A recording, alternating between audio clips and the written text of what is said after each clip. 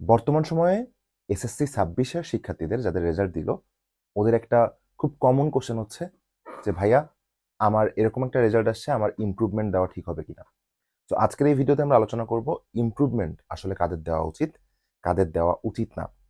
প্রথমত, যাদের রেজাল্ট আসলে খুবই খারাপ আসছে বলতে 3.5 আসছে বা বিলো 4, 4 এর নিচে আসছে এবং ওদের জীবনে একটা স্বপ্ন হচ্ছে সে ভালো কোনো মেডিকেলে পড়বে, কোনো ইঞ্জিনিয়ারিং ইউনিভার্সিটিতে পড়বে। হ্যাঁ? বা কোনো ভার্সিটিতে পড়বে। ইন দ্যাট কেস তার ইমপ্রুভমেন্ট দেওয়া অবশ্যই উচিত। কারণ সে 3.5 নিয়ে আ তার জন্য কিন্তু বেশ কঠিন হয়ে যাবে সব জায়গায়। মেডিকেলেও অনেক মার্ক কাটা যাবে। অনেক জায়গায় ক্রাইটেরিয়া মিট করবে না। সো অবশ্যই তার ইমপ্রুভমেন্ট দেওয়াটা বেটার হবে। কারণ ইমপ্রুভমেন্ট দিলে তার রেজাল্ট যদি আবার জিপিএ 5 চলে আসে আর ইন্টারমিডিয়েট যদি ভালো করে দেয় তাহলে তার কোনো বাধা কিন্তু আর থাকতেছে না।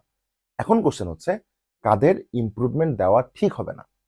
যারা রেজাল্ট 4.89, 4.94 বা খুব কাছাকাছি যে আটকে গেছে, আমার কাছে মনে হয় এদের ইমপ্রুভমেন্ট দেওয়া ঠিক হবে না। যদি তোমার মেডিকেল টার্গেট থাকে, তুমি খুব ইজিলি তোমার যে মার্কটুকু কাটা যাবে সামান্য একটু, সেই মার্কটুকু তুমি কভার করতে পারবা। তুমি বলতে পারো, "ভাইয়া, এই মার্ক কাটা নিয়ে চান্স পাওয়া পসিবল কিনা?" অবশ্যই পসিবল।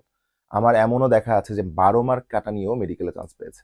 হ্যাঁ, ওইটা অবশ্যই অনেক কঠিন একটা বিষয়। বাট তারপরেও আমি বলব যাদের ভিশন আছে, যারা শুরু থেকে ওইভাবে নিজেকে প্রিপেয়ার করবা, তাদের জন্য কিন্তু খুব বেশি একটা প্রবলেম হবে না। সো আমি এখানে কি বললাম? আমি যেটা বলতে চাইলাম সেটা হচ্ছে যাদের রেজাল্ট 4.89, হ্যাঁ?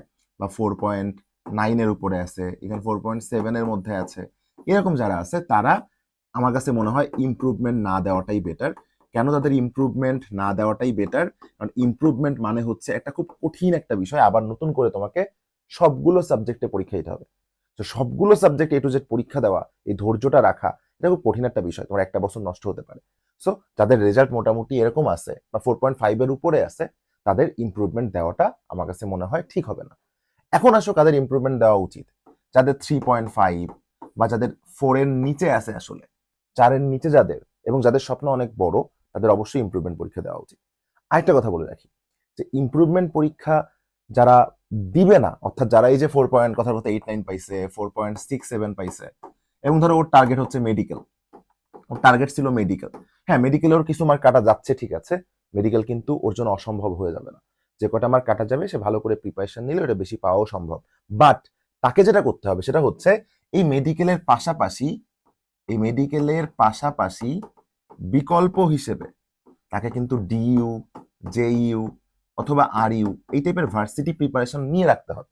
হ্যাঁ, যাতে কি হবে, ও একদমই যদি মেডিকেলে চান্স না পায় ওর জীবন শেষ হয়ে গেল এমন না।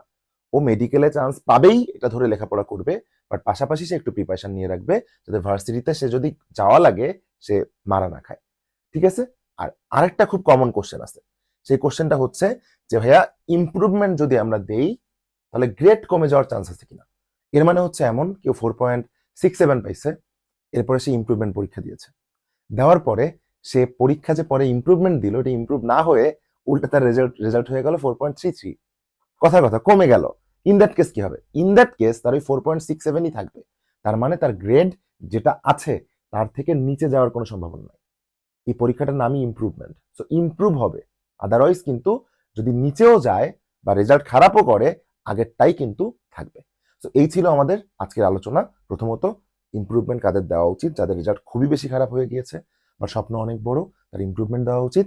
দ্বিতীয়ত, ইমপ্রুভমেন্ট দিলে গ্রেড কমে যাওয়ার কোনো চান্সেস নাই। এটা নিয়ে কোনো টেনশন করিও না। যারা 4.5 এর উপরে পেয়েছো, 4 পয়েন্টের উপরে পেয়েছো, তারা এমনও করতে পারো, ভার্সিটি প্রিপারেশন বা ভার্সিটির কথাও চিন্তা করতে পারো বা মেডিকেলের জন্য যদি চাও বিকল্প রাখা উচিত হবে।